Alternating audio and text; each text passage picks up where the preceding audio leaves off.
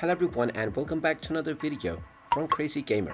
In this video, I'm going to show you how to change the language within the Evony game on your device. So let's get started right away.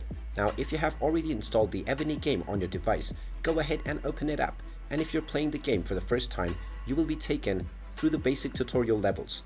After completing all of the basic tutorials, you will gain access into your game, from which you can tap on the three dots at the bottom right corner.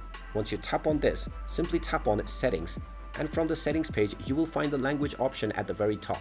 Just tap on the language menu and you will see the various different languages that are available for within the game.